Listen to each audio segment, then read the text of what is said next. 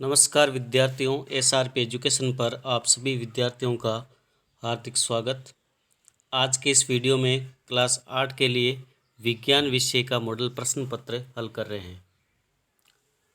प्रारंभिक शिक्षा पूर्णता प्रमाण पत्र परीक्षा 2023 का ये नमूना प्रश्न पत्र है जो राज्य शैक्षिक अनुसंधान एवं प्रशिक्षण परिषद उदयपुर द्वारा जारी किया गया है। कक्षा 8 के लिए विज्ञान का ये मॉडल प्रश्न पत्र है, हल कर रहे हैं। इनसे पहले हिंदी विषय का, अंग्रेजी विषय का मॉडल प्रश्न पत्र भी हमारे चैनल पर अपलोड कर दिया गया है। वीडियो को शुरू करने से पहले विद्यार्थियों से एक बार पुनः रिक्वेस्ट है, यदि आप चैनल पर पहली बार आ रहे हैं और अभी तक चैनल को सब्सक्राइब भी नहीं किया है तो सब्सक्राइब भी ज़रूर कर लें। पहला प्रश्न ले रहे हैं, नायलॉन का उपयोग होता है एक कपड़े निर्माण में, रस्से तंबू बनाने में, दांत साफ करने का, ब्रश बनाने में या उपरोक्त सभी। तो सभी कार्यों में है नायलॉन का उपयोग होता है। कपड़े निर्माण में भी होता है, रस्से तंबू बनाने में भी होता है, दांत साफ करने का, ब्रश बनाने में भी होता है। सेकंड प्रश्न है, वाहन के लिए कौन सा ईंधन कम प्रदूषक है।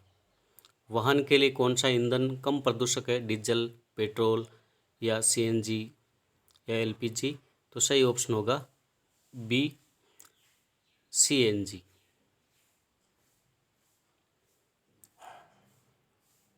तीसरा प्रश्न है, सोने चांदी को पिघलाने हेतु सुनार ज्वाला के जिस क्षेत्र का उपयोग करते हैं वह होता है ज्वाला का बाह्य क्षेत्र। ऑप्शन नंबर ए राइट होगा।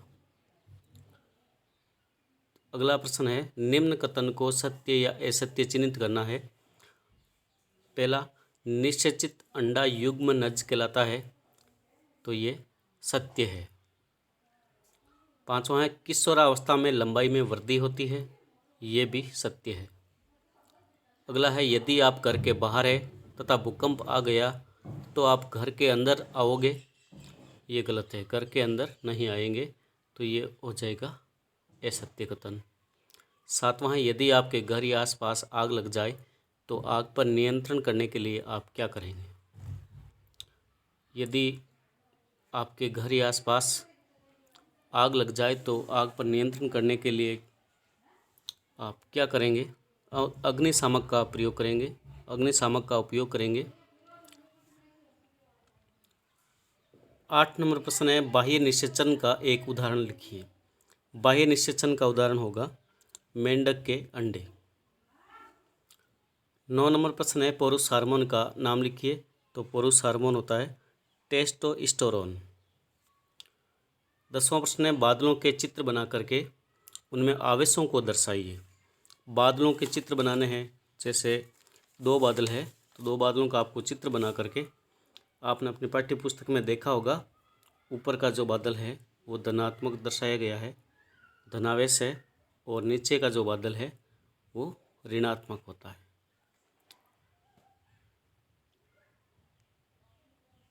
प्रश्न क्रमांक 11, सौर परिवार का सबसे बड़ा ग्रह बृहस्पति है, इसका भी चित्र बना करके चित्र बनाना है 11वें प्रश्न में।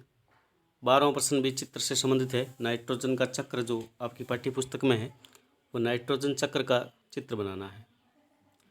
13वां प्रश्न है, सर्दियों के लिए आप अपने मित्र को किस प्रकार के वस्त्र खरीदने के लिए सलाह देंगे और 4 कारण भी बताइए।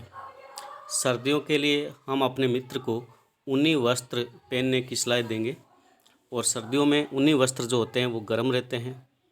ऊनी कपड़े से हवा है वो प्रवाहित नहीं होती है। ऊनी कपड़े शरीर की ऊष्मा बाहर नहीं निकलने देते हैं। ऊनी कपड़े जो प्राकृतिक रेशों से बने होते हैं। तो 14वां प्रश्न है अगला, नीचे दी गई एक सारणी दी गई है आपको, जिसमें द्रवित पेट्रोलियम गैस, डीजल, पैराफिन, मोम या बिटुमेन, इनका जो समूह दिए गए है और इनका आगे उपयोग है मिलान करना है। सबसे पहले है द्रवित पेट्रोलियम गैस, जो घरों में और उद्योगों में ईंधन के रूप में काम में लिया जाता है। पहला हुआ है वो सी से मिलान होगा, घरों एवं उद्योगों में ईंधन के रूप में। दूसरा है डीजल। डीजल का उपयोग है वो भारी मोटर वाहन व विद्युत जनित्रों के ईंधन के रूप में काम आता है। पहला है वो सी से मिलेगा, दूसरा है वो डी से मिलेगा। तीसरा है पैराफिन मोम। पैराफिन मोम का उपयोग है मरहम, मोमबत्ती, वेस्लिन निर्माण में, बी से मिलान होगा। और चौथा है बिटुमेन, जिसका उपयोग होगा ऐसे पेंट्स व सड़क निर्माण में होगा। अगला प्रश्न है, नीचे दिए गए वाक्यों की सत्यता की जांच कर सत्य या असत्य का निशान लगाइए। पहला है वनों उन्मूलन से वर्षा दर प्रभावित नहीं होती।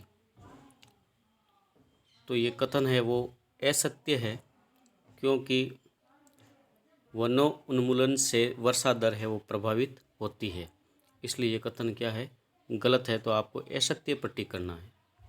वह वन्य जीव या वन्य प्राणी जो अभ्यारण्य क्षेत्र है जहाँ पर जंतु सुरक्षित व संरक्षित रहते हैं, ये कथन सत्य है, तो आपको सत्य पर टिक मार्क करना है।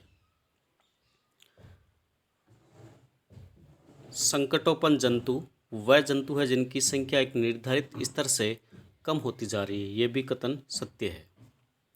वह धीरे धीरे उपजाऊ भूमि मरुस्थल में बदल जाती है, उसे मरुस्थलीकरण कहते हैं, ये कथन भी सत्य है। 16वां प्रश्न है, चित्र का पादप कोशिका और जंतु कोशिका का नामांकित चित्र बनाना है। 17वां प्रश्न है, दाब की परिभाषा लिखनी है और सूत्र भी लिखना है। दाब की परिभाषा जो किसी सतह के इकाई क्षेत्रफल पर लगने वाले अभिलंब बल को दाब कहते हैं। दाब की परिभाषा होती है जो है P बराबर F/A। P का अर्थ है प्रेशर, F का अर्थ है फोर्स और A का अर्थ है एरिया। 18वां प्रश्न है, यदि आपको चिकने फर्श पर चलना या दौड़ना होता है तो आप किस प्रकार के जूतों का उपयोग करेंगे? तो कौन से जूते होंगे जिसका हम उपयोग करते हैं? जो खुरदरे जूते होने चाहिए।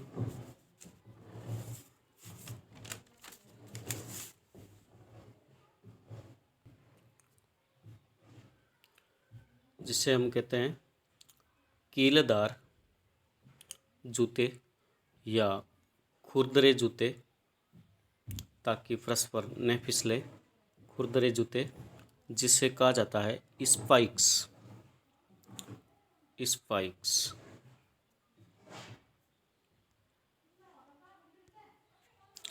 अगला प्रश्न है 19 नंबर, शोर और संगीत में दो अंतर लिखिए। शोर व संगीत में दो अंतर लिखिए। शोर हमें अच्छा नहीं लगता है, संगीत है हमारे मन को अच्छा लगता है।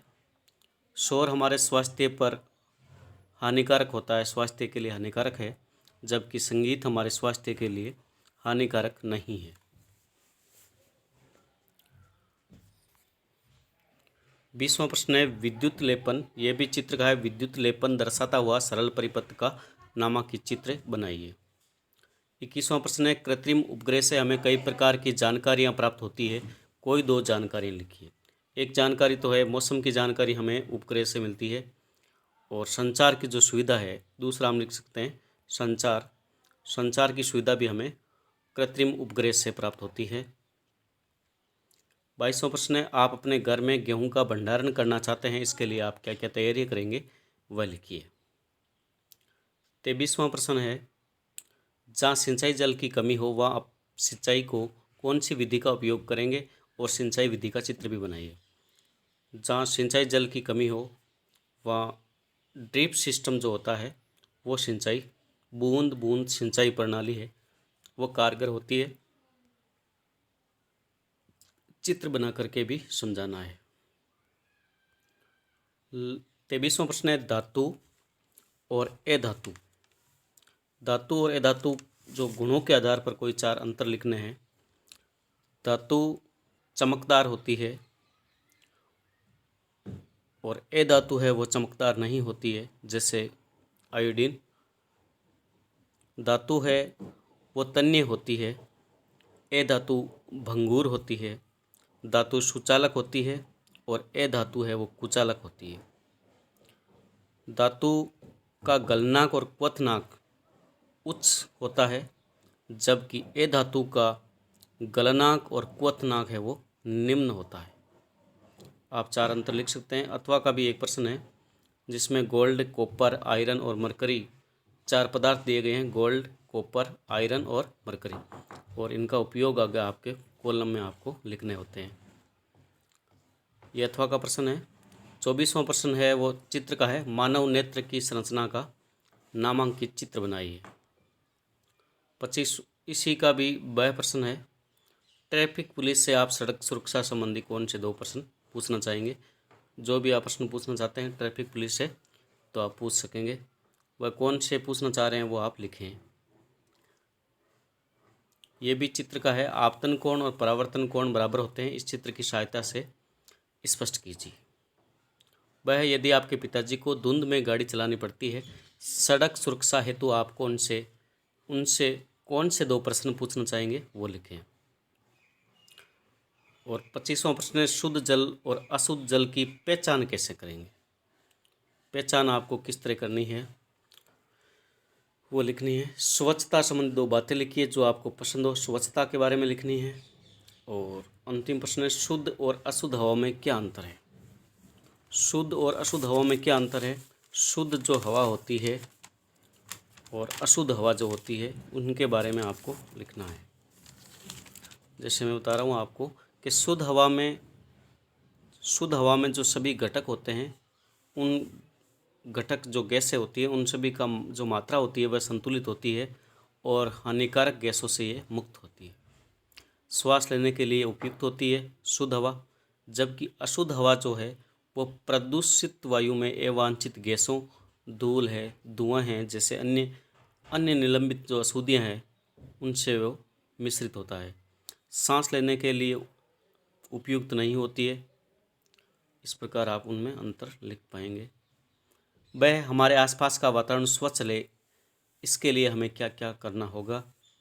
हमारे आसपास का वातावरण स्वच्छ रहे तो स्वच्छता ही सबसे महत्वपूर्ण कारक जो है वह है स्वच्छता रखने पर ही हमारा आसपास का वातावरण है वो स्वच्छ रहेगा और प्लास्टिक का उपयोग भी न हो, ऐसे आप उदाहरण लिखेंगे। तो विज्ञान विषय का ये नमूना प्रश्न पत्र है कक्षा 8 के लिए। धन्यवाद विद्यार्थियों।